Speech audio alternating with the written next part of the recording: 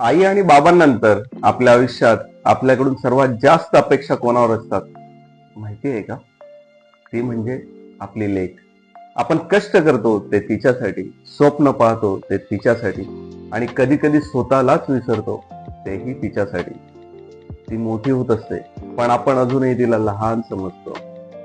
तिला वाचवायचं असतं, तिला सुरक्षित ठेवायचं असतं आणि तिला कुणावरही अवलंबून न ठेवता स्वतःच्या पायावर उभं राहिलेलं पाहिजे असतं.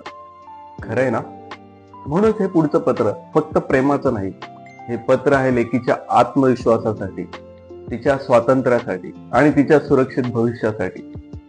प्रिय भूमी, तू जेव्हा मोठी स्वप्न पाहतेस, डोळ्यात आत्मविश्वास ठेवून माझं मला करायचंय असं म्हणतेस ना, ते पाहिलं की मन भरून येतं.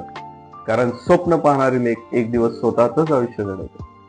आज मी तुझ्याशी फक्त बाबा म्हणून नाही, आई वडील म्हणून नाही, तर एक चार्टर्ड अकाउंटंट म्हणून मनापासून बोलत आहे. भूमी, पैसे म्हणजे फक्त खर्च करण्याचं साधन नव्हे. पैसे म्हणजे फक्त पर्याय नव्हे. पैसे म्हणजे स्वतःचे निर्णय घेण्याचे धैर्य आहे. पैसे म्हणजे कोणावरही ओझं न राहता स्वतःच्या आयुष्यावर नियंत्रण ठेवण्याची ताकद आहे. आणि योग्य वेळी असलेले पैसे म्हणजे स्वतःसाठी उभं राहण्याची ताकद असते. कधी असं समजू नकोस की फायनान्स कोणीतरी दुसरं बघेल किंवा हे मला कळायचंच नाही.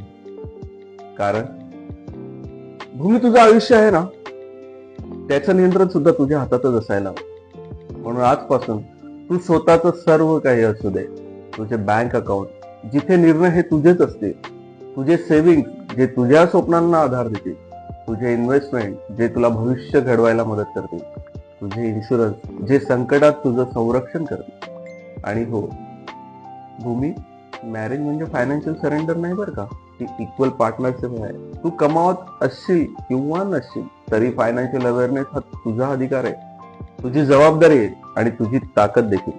मला फायनान्स कळत नाही ही लाईन, हे वाक्य आजपासून विसरून जा.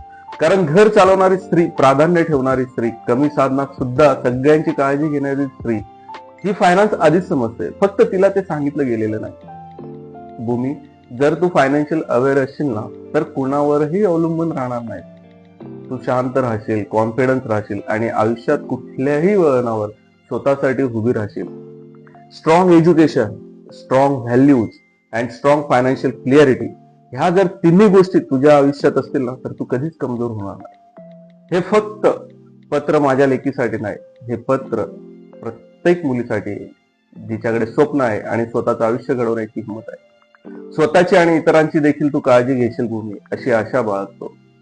नेहमी तुझ्यासोबत एक चार्टर्ड अकाउंटंट आणि तुझाच बाबा.